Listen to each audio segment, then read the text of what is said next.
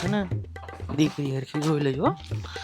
તો finally guys આપણને ફવા છોકરી જોવા લાવ્યા છે અને ફાઇનલી આપણે છોકરીના ઘરે પહોંચી ગયા છીએ અને તમને આગળ ડિટેલમાં બતાવું કે પ્રોસેસ શું હોય છે. કામ ધંધામાં શું હાલે? બ્લોગર છું, સારું ચાલે છે. મારે યુટ્યુબમાં મારે 32K ફોલોઅર્સ છે. 32,000. આમાંથી આવક કેવી? આમ કેટલું કમાઈ ગયો? એક સેકન્ડ. તો ફાઇનલી ગાઈઝ મારા ચચરા આપણને પૂછે છે કે મહિને આપણે કેટલું કમાઈએ છીએ. તો આપણે હજી ચચરા તો ન કહેવાય, કેમ કે હજી આપણને છોકરી ગમે એને આપણે ગમીએ, પણ આપણે અંકલને નાની અમથી હિન્ટ આપી દઈએ કે આપણે મહિને એક નાનો અમથો 17 Pro Max લઈએ કે ને અંકલ, એટલું આપણે કમાઈએ છીએ.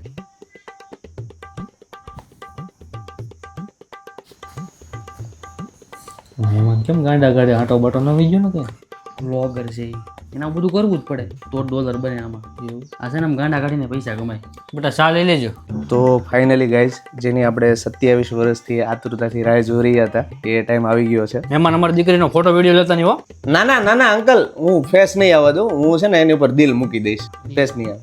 તો ફાઇનલી ગાઈઝ રકેબીમાં ચા પડી રહી છે. હવે જોઈએ ચા કેવી લાગે. પણ ટૂંકમાં તમને એટલું કહી દઉં કે તમારા ભાઈ કરતા છે ને તમારા ભાભી ક્યુટ છે.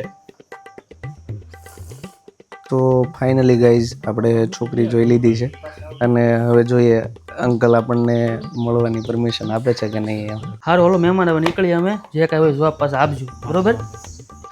તો ફાઇનલી ગાઈઝ આપણે છોકરી જોઈ લીધી છે અને આપણને છોકરી ગમી છે. અને આપ જો છોકરી ગમે ને તો આપણે 500 આપવાના, ન ગમે તો 100 આપવાના. તમે પણ 500 આપજો, નગર ભૂંડા લાગશો. તો મળીએ પાછા નવા બ્લોગ સાથે. ત્યાં સુધી લાઈક શેર સબસ્ક્રાઇબ કરવાનું ભૂલતા નહીં. વિવોમાં અમારે આ રોજનું હોય. હાલો નહીં, સારું હલો જવાબ જે કાંઈ હોય આપજો પાછા.